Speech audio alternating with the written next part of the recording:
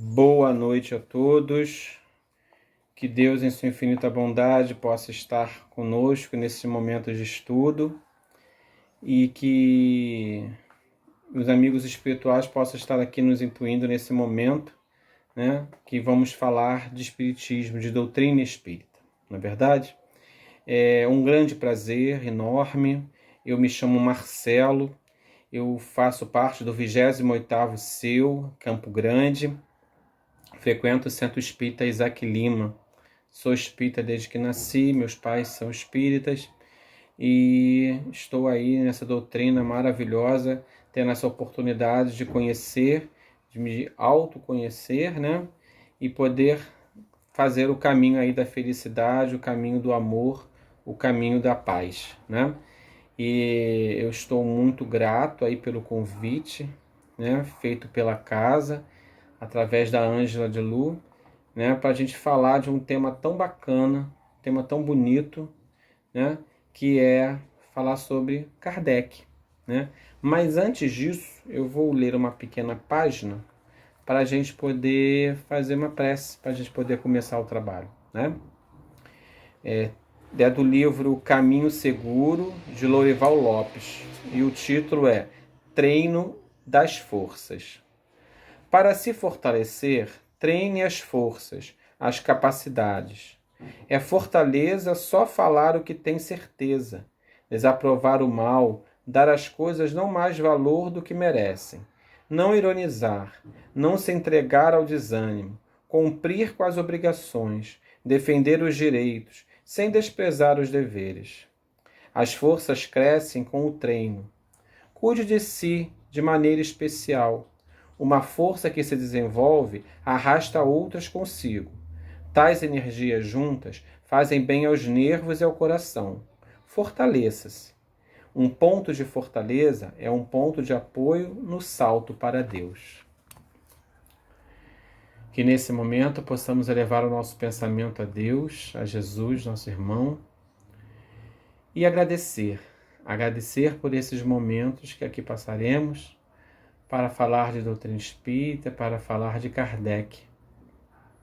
Estamos gratos por essa oportunidade e que os amigos espirituais possam nesse momento intuir-nos para o melhor falar, para que possamos realmente falar ao coração e à mente, para que possamos realmente abrir o nosso campo vibratório para absorver tudo aquilo que iremos estudar juntos.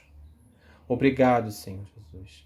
Muito obrigado, Deus, nosso Pai de infinita bondade. Só temos realmente a agradecer. E que todas essas energias aqui produzidas possam ser encaminhadas e direcionadas, Senhor, para todos os corações necessitados nesse momento. Muito obrigado, Senhor. Dá-nos paz, luz e amor. Que assim seja. Bom, meus amigos, como eu falei anteriormente, né? A gente está aqui no mês de outubro, e o mês de outubro é o mês que comemoramos o nascimento de Kardec, né? No dia 3 de outubro de 1803, né? Às vezes eu faço confusão com o ano, 1803 ou 1804, né? Mas é por aí, pertinho, né? E as casas espíritas, elas fazem nesse mês, né, a comemoração, né, do nascimento de Kardec, né, e aproveita para fazer uma homenagem a Kardec, né. E eu estou muito feliz de ter sido convidado aí pela Ângela para fazer esse trabalho com vocês, né. Um trabalho simples, né, mas de amor, né, porque se a gente parar para analisar, Kardec fez um grande trabalho de amor, um grande trabalho trazendo, né, essa terceira revelação prometida por Jesus, né, e que Kardec veio organizar, né, todas as mensagens da espiritualidade para que a gente pudesse ter a verdadeira noção do que estamos fazendo aqui, para onde vamos, qual a nossa função aqui, né?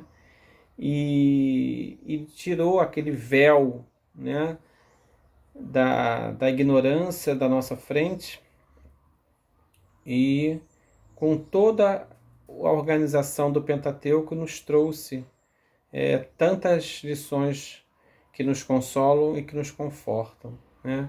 A gente sabe que qualquer coisa que a gente tenha dúvida, qualquer dificuldade, qualquer coisa que não fique claro para a gente pode consultar esse Pentateuco codificado e organizado por Kardec, que lá vamos encontrar as nossas respostas, as nossas dúvidas, os nossos anseios, né?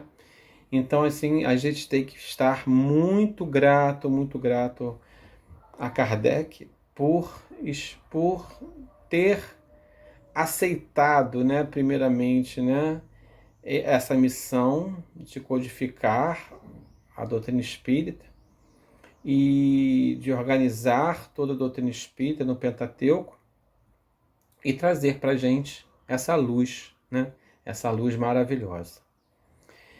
A gente sabe que Kardec viveu numa época aonde um pouco antes, né, a gente tem aí a chegada de vários espíritos ao planeta, ligados mesmo à questão da filosofia, à questão das artes, à questão política, ligados espíritos assim com um gabarito maior para poder tirar a população da época daquela zona de conforto, para poder preparar a chegada de Kardec, para poder Kardec fazer os seus trabalhos, né, de organização da doutrina espírita de forma mais tranquila. Então a gente faz o século chamado século das luzes, né, com o iluminismo, a gente vê reencarnando muitos espíritos dessa característica, né, ligados às artes, à política, à ciência, né, à pesquisa, né? Então espíritos assim para poder tirar mesmo o povo, né, da zona de conforto e fazer o povo começar a pensar mais, a refletir mais, a buscar mais as coisas, né? Então Kardec veio no meio desse cenário, né? E uma curiosidade muito legal, né, que todo mundo deve conhecer, ele usar esse pseudônimo, né, de Allan Kardec, né? Por quê, né? Kardec, né, de batismo, né, Hippolyte Léon Denisard Rivail, ele era um grande pesquisador, um grande cientista, né, uma personalidade aí voltada para a educação, né? Então tinha assim um nome muito forte dentro da França, né? E ele resolve adotar esse pseudônimo de Allan Kardec para que as pessoas pudessem, ao ler a obra, né, ditada pelos espíritos a Kardec, as pessoas não fizessem nenhuma associação com a posição social que ele tinha na França, para que as pessoas pudessem desvincular, né, a imagem de Hippolyte, né, e procurar se pensar mesmo, refletir, usar aquele raciocínio, a fé raciocinada, né, da leitura desse Pentateuco, né? Então, para poder desassociar a imagem dele, né, da codificação, ele usa esse pseudônimo para que as pessoas, quem é Allan Kardec, quem é esse, né? Quer dizer, um nome desconhecido, né? E aí as pessoas teriam, assim, ficariam mais concentrados mesmo no conteúdo dos livros do Pentateuco, né? E Allan Kardec era um pseudônimo que ele usava, foi um nome que ele teve em uma outra encarnação, uma encarnação anterior, que ele era um sacerdote druida, né? E ele usou esse pseudônimo, né, para poder as pessoas não associarem a posição e a imagem que ele tinha dentro da França, né? E a gente percebe que isso aí é um grande ato de amor de Kardec, né? O foco de Kardec era que realmente as pessoas se concentrassem em todo em todo o trabalho de pesquisa, de organização, que ele, junto com os espíritos, né, que os espíritos ditaram para ele, né, e ele organizou, né, e é que as pessoas ficassem concentradas na mensagem. Né, porque, na verdade, o que importava ali é a mensagem, é o que estava dentro do Pentateuco, né, que era realmente descortinar mesmo, né, a visão de todos para uma vida, né, que existe uma vida além da vida, né, uma vida além da vida material. E Kardec, assim, muito brilhantemente, ele conseguiu organizar, né, essa terceira revelação, né, que Jesus já havia prometido, né, que enviaria outro Consolador para falar tudo o que ele disse e trazer outras mais, né?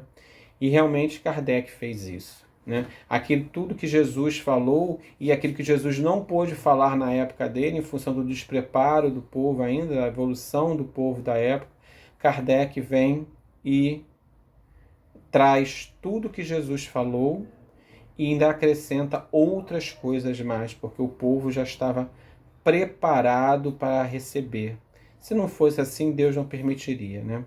Então, a gente vê nessa figura de Kardec a importância de Kardec, né, nesse trabalho da terceira revelação, né? Que com certeza, se por algum acaso ele tivesse falhado na missão dele, né?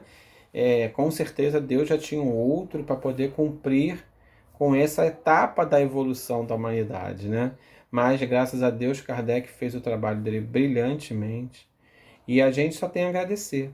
Agradecer por esse trabalho maravilhoso de organização.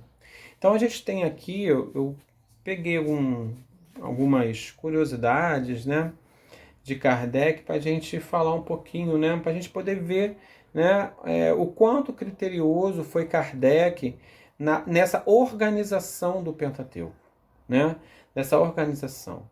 Ele não chegou, viu e escreveu, não, né? Kardec fez um processo de pesquisa muito grande, né?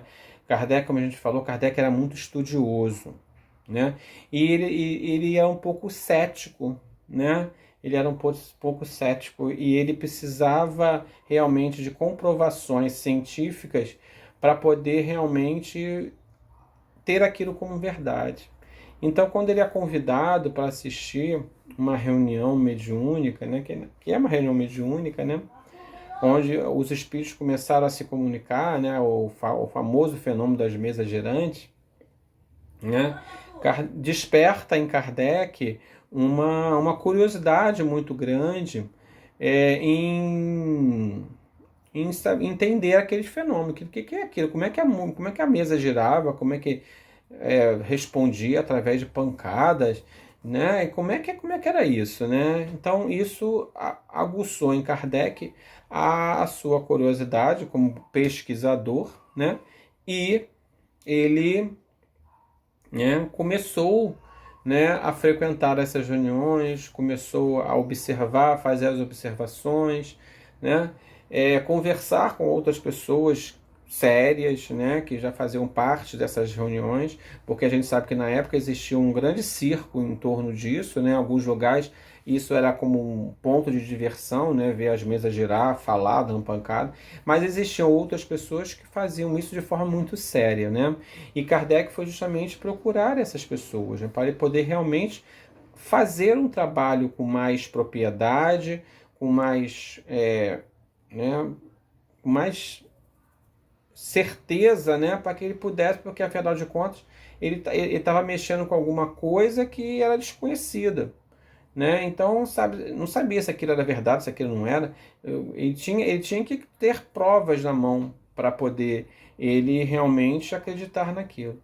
E que bom, né? Kardec foi, pesquisou, e aí quando Kardec realmente entendeu que existia algo além dessa vida material aqui na Terra, e aí Kardec percebeu que existia uma força maior, uma força da natureza, que existiam leis da natureza que regiam todo o universo, toda a vida dentro do planeta, fora do planeta. Então Kardec realmente se debruçou nesse trabalho para organizar todo o nosso querido Pentateuco, né? Kardec ele participava de várias sessões e fazia as suas anotações, e ele sempre pegava essas anotações e batia, né, ele não ficava sentado num lugar só, né? Ele pegava a mesma informação em vários locais, né? Até em outros países, né? Ele mandava cartas, né? Com perguntas, e sempre quando retornava essas perguntas, as respostas eram sempre iguais, né? Então, esse método usado por Kardec dava uma veracidade àquilo que estava acontecendo, a esses fenômenos, né? E isso foi o que Kardec foi percebendo, que realmente existia algo mais além da vida da Terra, né? E Kardec intensificou isso, e tudo que Kardec fazia, pesquisava, ele sempre tinha esse trabalho de ir em várias fontes, em vários lugares, né, para poder ver se todas as respostas, né, às suas perguntas batiam, né, e realmente, né, como não podia ser diferente, né, as respostas sempre eram as mesmas. E Kardec, ele realmente, a partir dessas respostas, ele começou realmente a organizar todo esse Pentateuco, organizar todo esse trabalho de amor, né, que Kardec teve, né? Kardec levou mais ou menos 14 anos para poder desenvolver, organizar todo o Pentateuco. Olha que trabalho esplendoroso, né? Uma pessoa que se dedicou de corpo e alma, e teve aquela alma maravilhosa a seu lado, que foi Amélie Boudet, que ajudou ele e muito, né, nesse trabalho, né? Amélie Boudet foi uma grande companheira, esposa, uma grande companheira de Kardec, que auxiliou ele bastante mesmo, né, em toda essa organização, em toda essa formatação, né, da doutrina espírita, né? E fora os espíritos, né, que estavam sempre presentes, né, ajudando Kardec nesse trabalho, né? E a gente fica muito feliz de nós termos essa oportunidade, né? Então a gente precisa agradecer muito a Kardec pelo esse trabalho. Não é um processo de endeusar Kardec, né? Kardec nem quer isso, que a gente fique endeusando, né, idolatrando, né? Porque a nossa doutrina, a gente não idolatra ninguém, né? É uma questão mesmo de respeito a todo o trabalho que Kardec teve, né, de organizar toda essa doutrina maravilhosa, e a gente ser grato por isso, né? Porque se não fosse esse trabalho, né, a gente hoje não teria, né, doutrina espírita, né? Até teria, né? Mas, assim,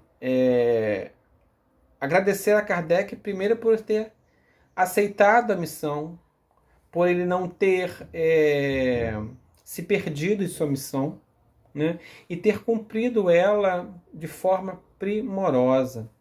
E a gente fica muito feliz de poder fazer parte disso, né?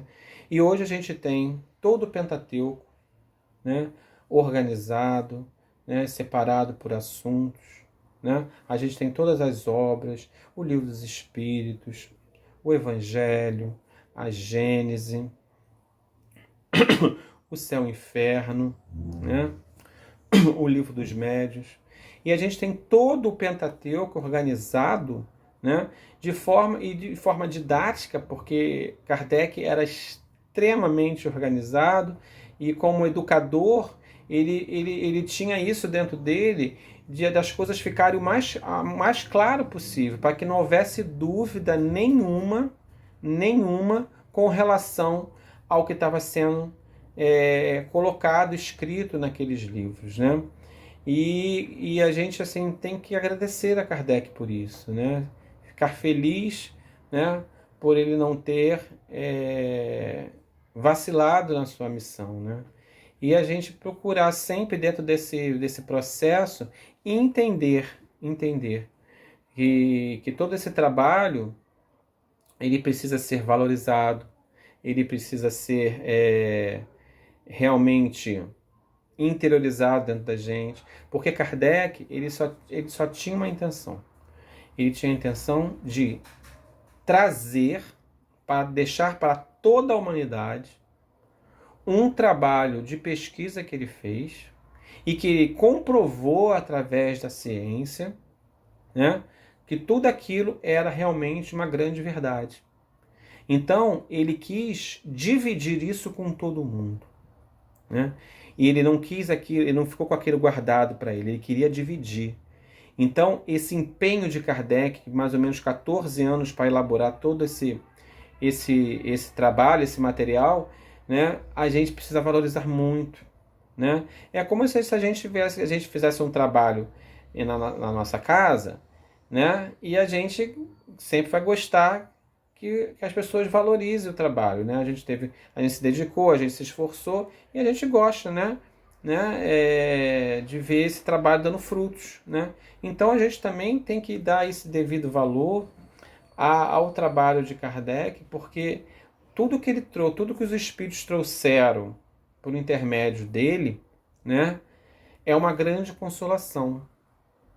É a resposta de todas as nossas dúvidas, de todos os nossos questionamentos, de todas as nossas dificuldades. Entender por que passamos por determinadas coisas, por que convivemos com determinadas pessoas, né? Então, é muito legal a gente ter um porto seguro. A doutrina espírita é um porto seguro.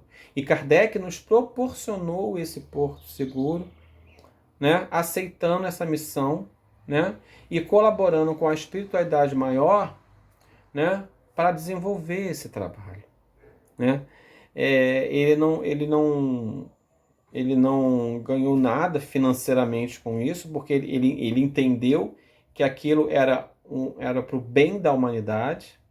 Então ele não ganhou nada com aquilo, ele só ganhou a nível espiritual, a nível moral, né? E assim, ele cumpriu com essa missão de forma muito, muito legal, né? Tem uma curiosidade aqui que eu achei e que eu queria assim dividir com vocês, né? Que eu até falei, né? Aí tem assim, ó, as perguntas respondidas eram submetidas a outros médios em várias partes da Europa e América. Assim ele viajou por cerca de 20 cidades.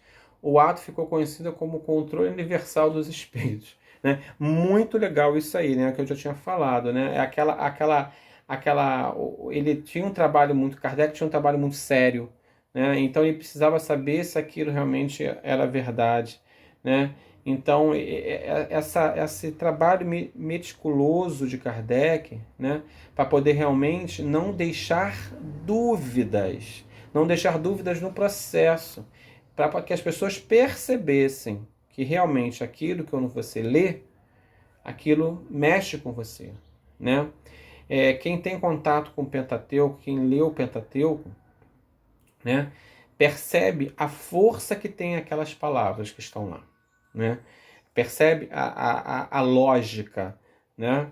Percebe assim a coerência de tudo que está escrito lá. E isso Kardec primava muito, né? Pela lógica e pela coerência, né?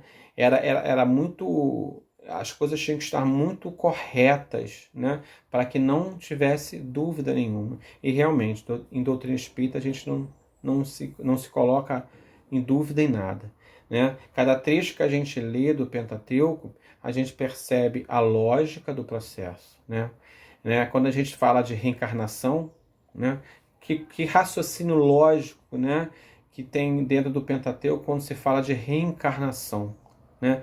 De entender, né, que a gente tem oportunidade de resgatar aquilo que a gente fez no passado, né? Que a gente tem várias oportunidades de acertar aí as nossas dificuldades. Então a gente se sente muito feliz por isso, né? Então Kardec, ele teve todo esse primor, né? Esse cuidado, esse carinho com a gente, de organizar tudo isso de forma muito clara, né? E uma coisa muito legal, após o lançamento, né? Quando fechou o último livro do Pentateuco, né? É claro que as pessoas, quando começaram a manusear, né, os livros, começaram a ter contato com o Pentateuco, muitas dúvidas começaram a surgir. Normal, né? Era uma doutrina nova, eram conceitos novos, né? Então as dúvidas eram normais, né? E Kardec, né, com muito carinho e muito respeito por todos, né, cria-se a Revista Espírita, né?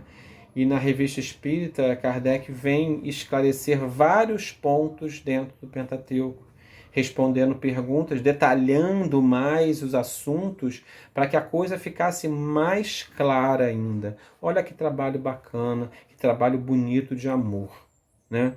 Então a gente precisa perceber que esse trabalho de Kardec vem fechar um ciclo dentro do nosso processo de evolução, né? E que agora nós temos, né? Eu falo muito isso lá na Casa Espírita, né? A gente tem a faca, o queijo na mão, o queijo já todo picadinho, já espetado com palitinho, só pronto para a gente botar na boca. Basta a gente querer fazer o quê? Realmente se debruçar, né? Usar do exemplo de Kardec, que ele se debruçou mesmo para organizar todo esse Pentateuco, né? E nós nos debruçarmos em cima desse Pentateuco para poder extrair toda a ideia que Kardec, auxiliado pelos espíritos, né, organizou dentro desse Pentateuco.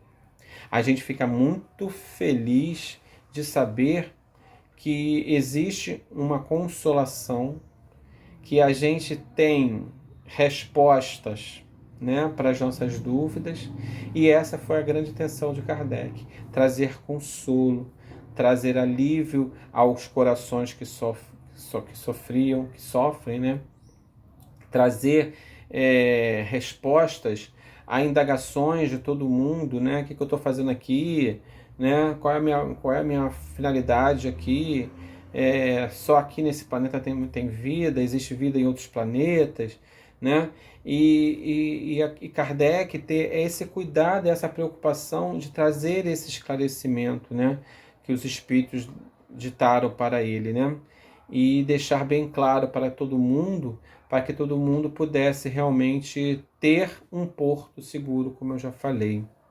Então, meus amigos, a gente fica muito contente, né, de poder falar desse espírito tão maravilhoso, tão, né, digno do nosso respeito, de nosso carinho, de nossas melhores vibrações. A gente fica feliz por poder ele ter realmente deixado para a gente toda essa organização, né? E uma coisa que é muito errônea dentro do espiritismo é as pessoas falarem: eu sou espírita kardecista. Não, a nossa religião nós somos espíritas. Kardec, ele só organizou, né, tudo aquilo que os espíritos ditaram para ele. Ele é um codificador, é um organizador. Ele pegou todas as ideias e organizou dentro do Pentateuco. Então Kardec não quer nem esse título, né? Uma religião que se chama espírita kardecista, né? Nós somos espíritas, como existem os ubandistas, os candombecistas, os católicos, os evangélicos, os budistas, não é isso? Então nós somos espíritas, né? Que estudamos o Pentateuco codificado por Kardec. Então que a gente tenha isso muito em nossa mente, né? Quando alguém perguntar qual é a sua religião, eu sou espírita. Ah, então você faz trabalhos, você trabalha com despacho. Não, eu sou espírita. Quem trabalha com esse tipo de coisa são os ubandistas, são os candomblecistas, né? Que é um outro ramo, uma outra linha. Né? Eu sou espírita. Eu estudo as obras organizadas, codificadas por Allan Kardec, que ele foi só um organizador, mas um grande organizador. Né? Então que a gente tenha muito respeito, muito carinho e agradeça muito a Deus por ter dado para nós esse grande espírito, essa grande personalidade que organizou todo esse trabalho de forma tão brilhante, de forma tão carinhosa. Né? Então que a gente tenha muito amor, muito carinho, né, por essa obra toda, e que a única coisa que Kardec queria é que a gente se debruçasse no estudo, entendesse todas essas lições e passasse à frente, né? Divulgasse. Né? Kardec queria muito essa divulgação. Né? Ele primou muito por isso também, pela divulgação. Que a divulgação fosse feita de forma única. Que a mesma linguagem que se falasse num lugar, se falasse em todos os lugares. Kardec teve muito esse cuidado, para que se falasse a mesma linguagem, para que não houvesse ruídos na comunicação. E Kardec trabalhou muito para isso. Né, para que houvesse, né, e depois do desencarne dele, né, as pessoas também que estavam juntos ali, né, que aceitaram esse legado de Kardec, também tiveram esse trabalho da unificação. Kardec falava muito da unificação da doutrina espírita, né, para que não houvesse falas diferentes sobre o mesmo assunto, né? Para que as pessoas respeitassem a mesma forma que ele foi tão criterioso de buscar a resposta para a mesma pergunta e ele receber sempre as mesmas respostas. Ele queria que todo mundo também falasse a mesma coisa, né? Para que não houvesse divergências, né? E colocasse todo o trabalho do Espiritismo aí a perder, né?